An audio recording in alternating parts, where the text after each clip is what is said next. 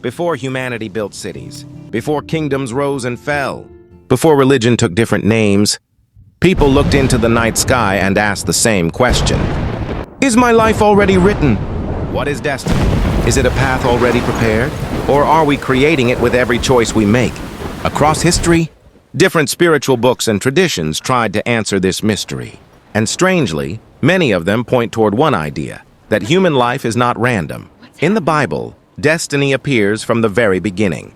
In the book of Jeremiah, God says, "Before I formed you in the womb, I knew you." This suggests that a human being may be known before birth itself. Not only physically known, but spiritually recognized. In the Psalms, another verse says, "All the days ordained for me were written in your book before one of them came to be." To many believers, this means destiny exists beyond human understanding, that's somewhere beyond time itself. There is knowledge of every life. But if destiny already exists, then another question appears. Do humans truly have free will? This question has troubled prophets, philosophers, monks, and ordinary people for thousands of years. In Christianity, there are two powerful ideas existing side by side. One says God already knows the future. The other says humans still make real choices. It is like standing on a mountain watching a river. You may see where the river leads, but the water still flows naturally. In Islam, destiny is deeply connected to the idea of divine knowledge. The Quran teaches that God knows all things, yet humans are still responsible for their actions.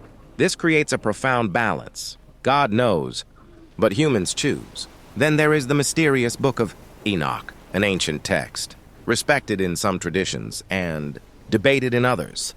The book of Enoch speaks about heavenly realms, cosmic judgment, fallen angels, and hidden mysteries. In its visions, destiny feels enormous. Not only personal destiny, but the destiny of humanity itself. The book describes watchers who descended from heaven and corrupted the earth. It presents a world where unseen spiritual forces influence human history. And in those visions, destiny is tied to justice. Every action matters. Every hidden deed becomes known. Nothing remains buried forever. The Book of Enoch presents a universe that is alive with spiritual meaning. A universe where heaven watches humanity. But when we move eastward into Buddhist teachings, destiny changes form. In Buddhism, there is less focus on a creator deciding human fate. Instead, destiny is connected to karma. Karma is often misunderstood. It is not simply punishment. It is cause and effect.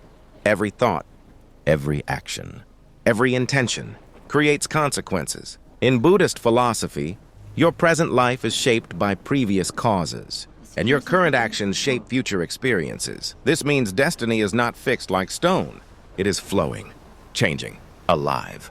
A person trapped in suffering today may transform tomorrow through wisdom, compassion, and awareness. The Buddha taught that attachment, ignorance, and desire keep humans trapped in cycles of suffering. But enlightenment breaks the cycle. In Hindu traditions, destiny becomes even more cosmic. The Bhagavad Gita teaches that the soul is eternal. Bodies change, but the soul continues. Life becomes part of a much larger spiritual journey, not one lifetime, but many. In this view, destiny stretches across multiple existences. The soul learns, struggles, falls, rises, and evolves. Then there are African spiritual traditions. Many African cultures believed destiny was connected to ancestors, spirit, community, and purpose. A person was not seen as isolated. Their life was tied to generations before them and generations after them. Destiny was not only about individual success, it was about harmony, responsibility, and balance with both the physical and spiritual worlds. Even ancient Greek philosophers wrestled with destiny. The Stoics believed that some things are beyond human control, but they taught that true wisdom comes from mastering your response. You may not control the storm, but you can control how you stand within it. And perhaps that is where all these traditions begin to meet. Maybe destiny is not a prison. Maybe it is a relationship between mystery and choice. Perhaps some doors are prepared for us, but we still choose whether to walk through them. Perhaps suffering shapes destiny. Perhaps love changes it. Perhaps courage awakens it. Human beings have always searched for signs, dreams, visions, coincidences, feelings that certain moments were meant to happen. Some call it divine guidance. Others call it synchronicity. Others call it intuition. But nearly every spiritual tradition agrees on one thing. Life carries meaning deeper than survival alone.